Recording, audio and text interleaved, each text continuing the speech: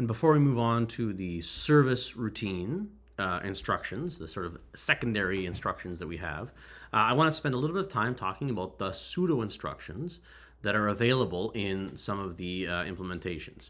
So these are, I've got them listed over here on the right-hand side. These are common pseudo instructions.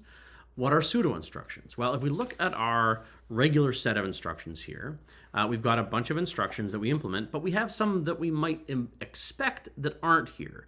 So for example, one of the instructions that is usually implemented is move, to take information from one register and put it into another. There is no move instruction here. It's implemented as a pseudo instruction. We'll see how that works in a second. We've got set less than, but we don't have set greater than or set equal to or anything else like that. Now, one way to add extra instructions would be with function 7. If we look here in our ALU instructions, we have 8 variants of our register R type and immediate I type. We have 8 or 9, 10, I guess, we'll talk about that in a second, variants of each of these instructions, but we could use function 7 to get a bunch more variants, right? We could add more instructions that way if we wanted to. And in fact, we do that here with add and subtract. Function code 000 is both add and subtract. How is that possible? Well, if you have that little note 1 here, at the bottom of the ALU table, it says instruction 30, the bit 30 of the instruction, actually specifies whether you're subtracting or adding. If it's 1, you subtract. If it's 0, you add. In the same way, that same bit specifies whether you're shifting left or shifting right logical or shifting right arithmetic. Same thing, if bit 30 is a 1, you're shifting arithmetic, and if by extending the sign bit, and if it's 0, then you're shifting logical by adding a 0 for your shift. So that bit 30 lives in this area called function 7. And there's 1, 2, 3, 4, 5, 6, 7 bits, function 7. So there's a whole lot of extra instruction space here. We could have a whole bunch more instructions if we wanted to. But of course, if we added those, we'll have to implement them somehow, right? We'll have to have control logic and hardware to actually do those things. In a lot of cases, some of these so-called missing instructions like move or shift or set less than can be implemented as special versions of existing instructions. So if we wanted to move data from one register to another, we can just add data with one register as the destination and then just add 0. And then we get a copy of this register into this register. So this is actually how pseudo instructions are set up. Right? If you tell the assembler, I want to move, the assembler will say, that's an instruction, no problem, I can do that. But in the background, it'll say, well, actually, what we'll do is we'll add immediate 0, and it'll be just the same, right? The user won't know the difference. And so these are some of our common pseudo instructions. So here's at the top the example, move. If you tell the assembler, move RD, RS, it'll implement add immediate RD, RS 0. Because when you add 0 to something, you get the same value again. Really, it should be copy, but traditionally we call this move. We also have some examples of different kinds of set instructions, right? In the ALU list, all we've got is set less than, right? Or set less than unsigned. Those are the two that we've got. But over here, we've got set not equal to 0. That's going to be pretty useful, right? We're going to want to check if something's not equal to 0 for our loops. That'll be very common. SNEZ is a pseudo instruction that implements set less than unsigned with x0 as one of the operands.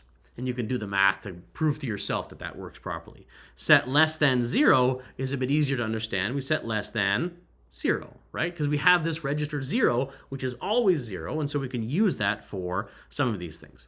Now there's a little note here, note 3, down at the bottom of this list of pseudo instructions, I say similar syntactic sugar for other set branch instructions.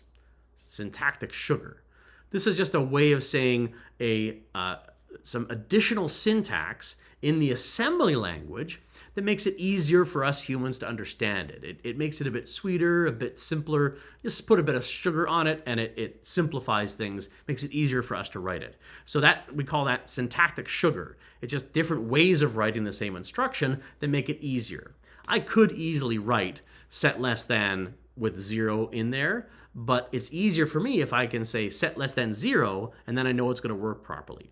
Right? We have the same kind of thing with the branches. Right? Here's branch greater than. Well, I know I could do this as branch less than with the operands reversed, but the assembler will do that for me. And I can say branch greater than, and it'll swap those two operands for me. Same thing here, branch greater than or equal to 0, right? Or branch equal to 0. Branch related to 0, it'll just drop in 0 as that operand. Now, this is an interesting one. Branch always. This is a thing that a lot of assembly languages will do, right? We have a conditional branch, and then we have an unconditional branch. If you have a loop, if you want to do a while loop, and you want to check the condition at the top, you would branch to the top. That's an unconditional branch. And then you check your condition here and branch out of the loop if you're done. Now, in RISC-V, unconditional branches are actually implemented as jumps, not as something like branch not equal, just the way they do it. Because jumps are a little bit further. It's a slightly better way of doing things, and that's just how RISC-V chooses to do it. Now, what's an unconditional jump? Pardon me, because the jumps, you'll remember, are always jump and link of some kind. Well, if we jump and link, but we don't want to link, remember link is where we store the return address so we can get back where we came from. If we don't want to do that, well, all we have to do is say we're going to use register 0 as the return address. So jump and link x0, what that does is the machine will then try to store the return address in x0. x0 is a constant 0. You're not allowed to change it. So the return address you try to store just evaporates and everything's fine. So an unconditional jump is jump and link x0, and in fact branch always is implemented as jump and link x0. Now, you can also do jump and link without specifying the return address, just jump and link by itself, and the assembler will assume you mean x1, because by convention, x1 is our return address. So if you forget to specify the return address with jump and link, it will fill in x1 for you. Jump register is jump and link register with x0, same kind of a thing. Return is an interesting one. Return implements jump and link back to register return address. So we're jumping back to the return address because that's what return does. It's the whole point of storing the return address. But we don't want to save a return address when we do that jump. So we use x0. So we throw away the return address that we would generate with jump and link. And instead we restore whatever return address was generated from the previous jump and link. So that's return. We have call, which is a distance subroutine, which is we actually assemble a 32-bit address with a bit of fancy logic, and then a bunch of other stuff.